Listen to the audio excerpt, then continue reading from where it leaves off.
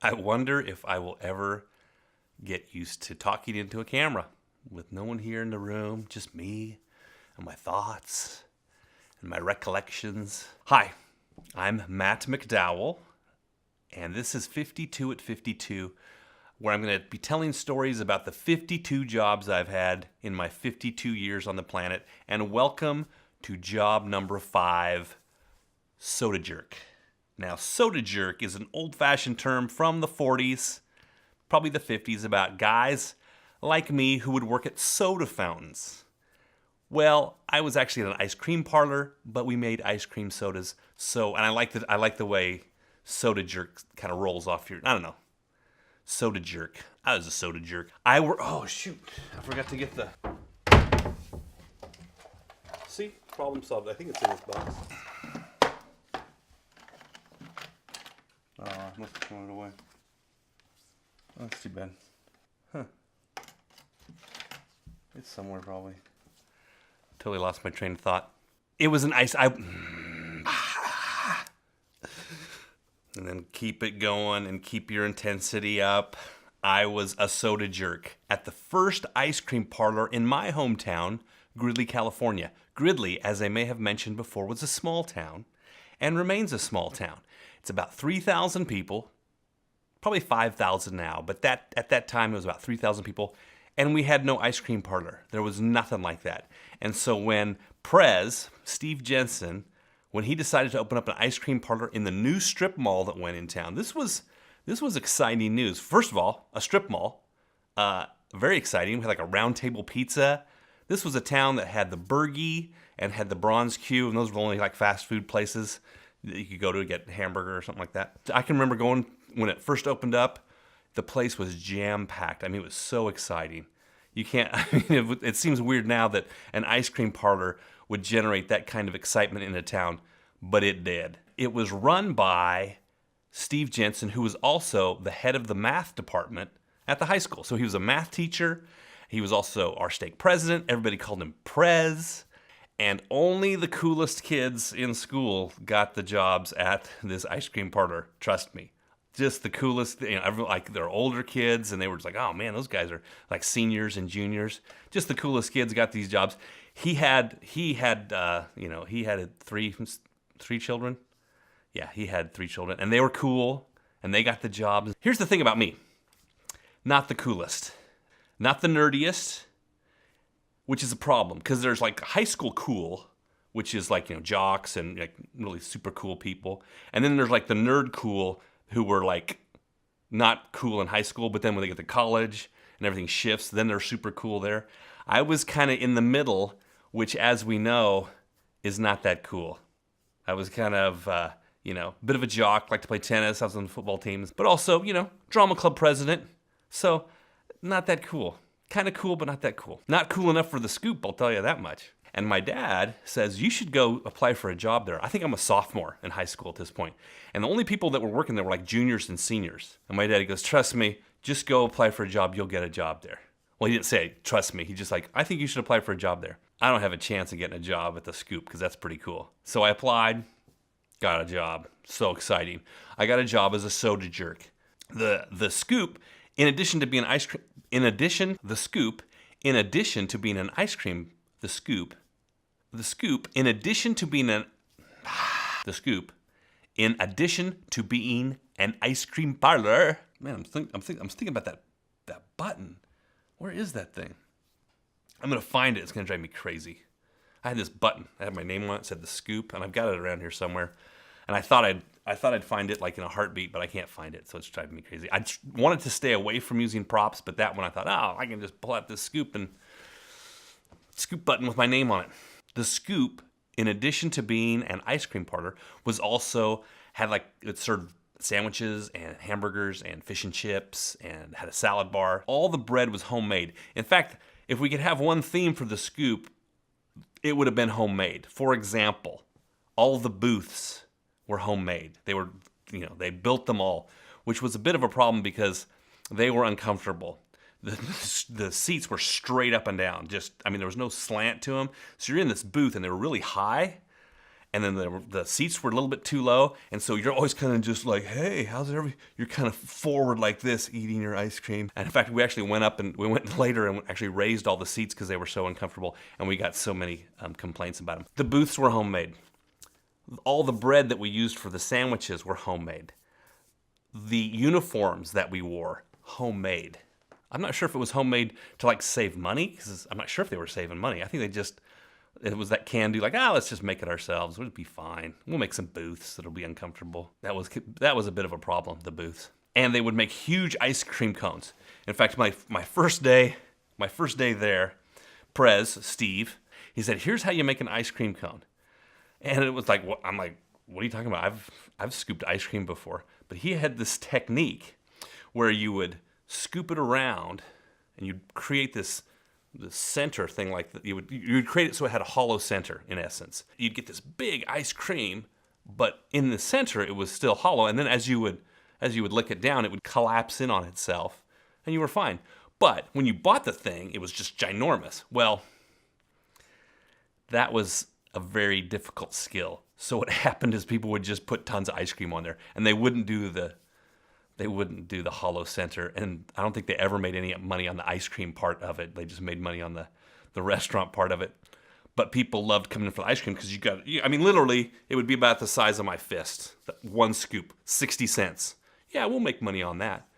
And then 2 scoops, it's like, you can see people coming out there, $1.20 for 2 scoops. It's like, are you kidding me? It's huge. And then I also learned how to make an actual ice cream soda, which I'd never had before.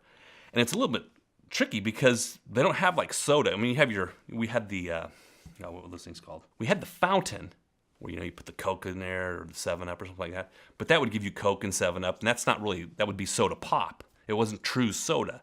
And to make an ice cream soda, you got to get rid of the syrup. So you would unscrew the diffuser on the fountain. You take that out, and you would take a straw, and you would put the straw up into the syrup nozzle. And then that would come out into a separate little container like this. This would be the syrup nozzle. The straw would go all into here. And then you would get soda through here that's what you'd use your soda. And then you would put chocolate or ice cream. You'd put chocolate, you just put ice cream, and then you have this soda, and then you would put some sort of topping in it, like pineapple or strawberry or something like that. And that would be an ice cream soda. So my first day, I learned how to make one of those. And guess how many I made after that?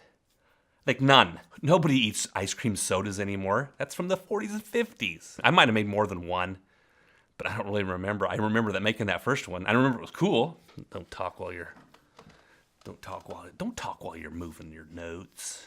The food was great, and the most popular item was the special. And so you get the special, which was a hamburger, fries, and a drink for $2. And with tax, it was like $2.15. I think it was like $1.98. And then with the tax, it ended up being $2.15, so it was always like $2.15. And we sold a lot of specials. People come, I'll have the special. As a soda jerk, what I would do is people would come to the counter and they'd say, I'd like an ice cream, and I would make up the scoop and I'd hand it to them. Or if they'd say, I'd like a special, I would take the order down and I would bring it in to the cooks in the kitchen, and they would make it up. And then I'd deliver it to them. You weren't actually taking people's orders at the table. You were just kind of like taking them. It was a weird kind of hybrid kind of situation. And people never quite knew what to do. Like, did we order? Did we sit down? And we weren't quite sure either. Like, either one's fine, which is not a super great system because people they walk in, they're confused. They walk out. I mean, with the ice cream, everyone knew they'd just come up and order. But if they wanted something food, and if you were ordering ice cream and food, just chaos. Complete chaos. People walk out. I don't know where to stand. I don't know what to do. There was a great restaurant in San Jose called Original Joe's. It's probably still there. And that was the first time I'd ever seen a professional waiter. I mean, these guys, they know their stuff. And they had this great special there called the Sea Bass. And I remember everyone in our party, there was like 4 of us. This is when I was in high school, and I was working at the Scoop as a waiter. And everyone ordered the Sea Bass. And the waiter comes out, and he's got this concerned look on his face. He goes, okay, who ordered the Sea Bass? And everybody's like, we all did. And then he gets this big smile on his face and hands us this sea bass, And I thought, that's good material. I'm going to use that. And I would come in and bring like 4 chocolate shakes. I'm like, who ordered the chocolate shakes? We all ordered the chocolate shakes. And they're all getting all riled up because they think I made an error and they're going to jump all over me. And I would just calmly like lay out 4 chocolate shakes. That were fantastic. We would do the old school chocolate shakes where you would, the metal thing. You'd put all this stuff in the metal container and you'd shove it up into the what color was that? Turquoise, and it had some rotating things there, and you would move it up and down, and you'd dab it with its long spoon, and then you would pour it out into this great glass, and you'd also hand them the ice cold stainless steel, mixing thing, so you get to pour it down.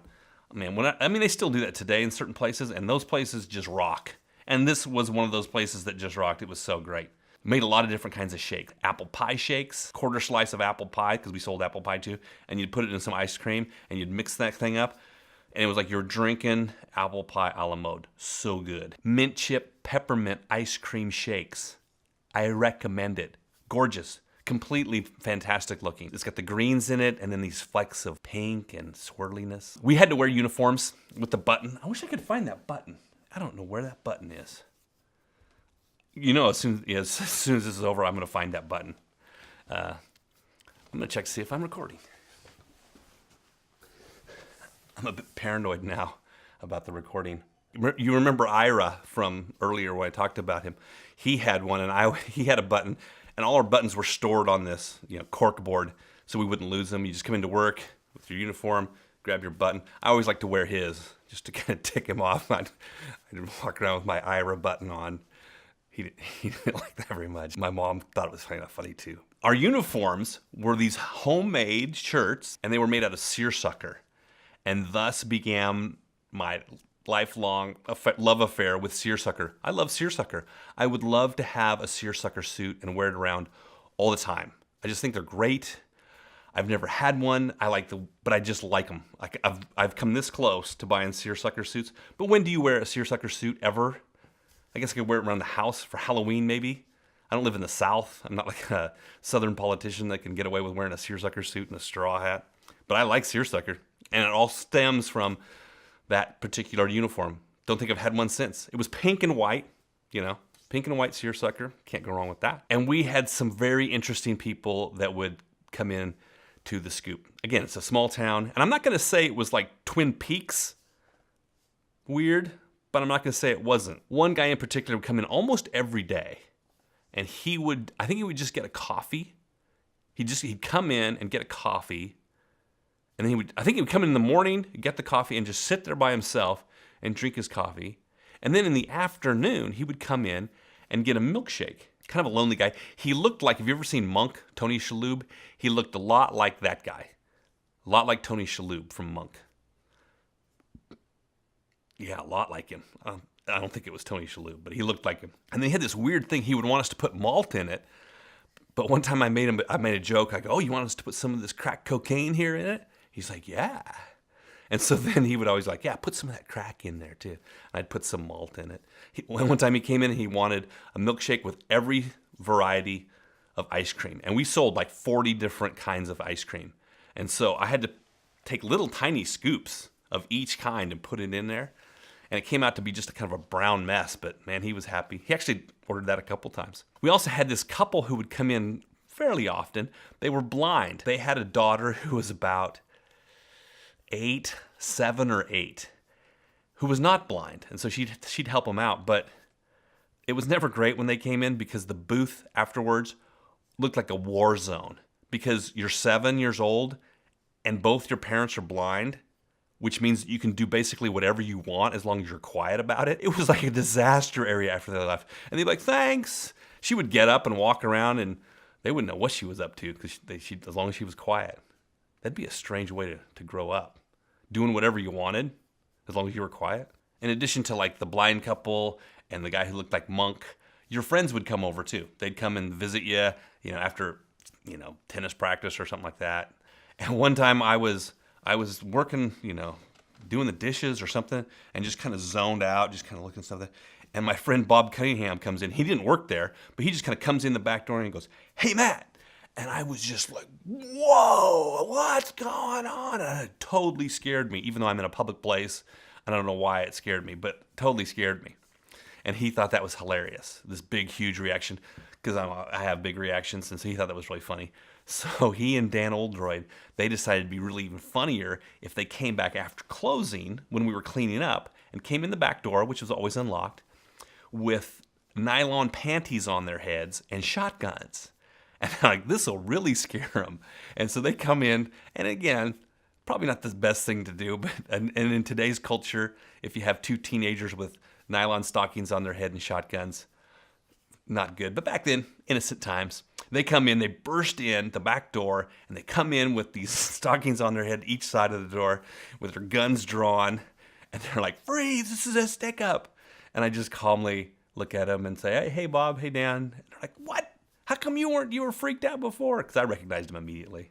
It's kind of disappointing. Their practical joke kind of backfired on them. One night we got the idea to spend the night up on top of the Scoop, which was basically a big strip mall, right? So but we narrowed our place to right directly above the Scoop, so we could say we spent the night up on the Scoop. So everyone went home and got sleeping bags, and we climb up there, and it's dark, right? So you're like, oh, this is kind of secret, and we're all sleeping up there, and it's a fun goof off thing. I think there were about, I don't know, 7 or 8 of us, and we're all up there sleeping, having a great time, just goofing off, fall asleep. Well, we wake up the next morning.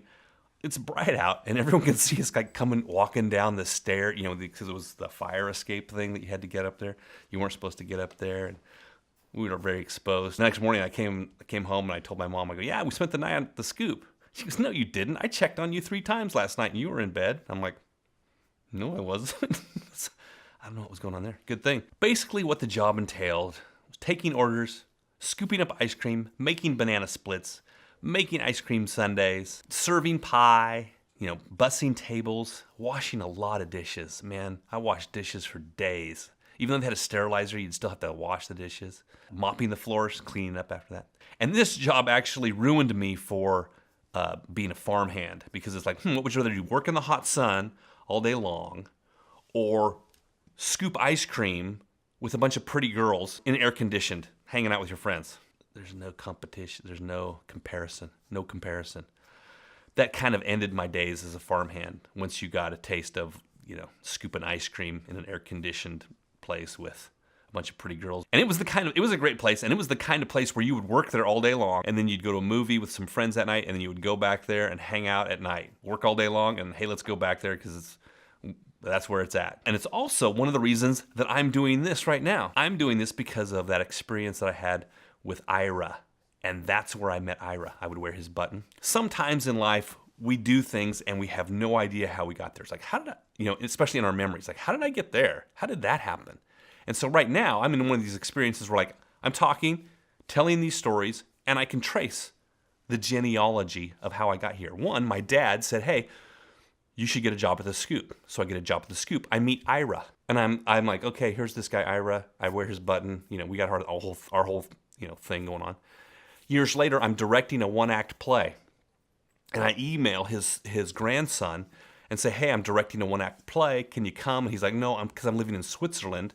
Oh, and by the way, we have this house in Switzerland we're not using for a month. Would you like to come and visit for a month? Where I read Ira's personal history. And then I think, that's very interesting. Maybe I should do something like that. And here we are. And it all came from this job at the Scoop, which my dad suggested that I get. That's my job. That's job number 5, soda jerk. It was a lot of fun. It paid well. Did it pay well? I think it paid like minimum wage. Thanks to my dad for thinking that I was cool enough to have a job at the Scoop. Because boy, I sure didn't. But he did. Come back next time for job number 6. Feel free to subscribe. I don't know where I put it. I'll put it someplace. Or you can put that button. I don't know why you have to have those annotated things up there. Annoying. Anyway, you know where to subscribe. Tell your friends. I'm going to do Smashed Bunny Float on the next one. The Smashed Bunny Float. Coming attractions. Whoa. 27? I can't believe I talked that long.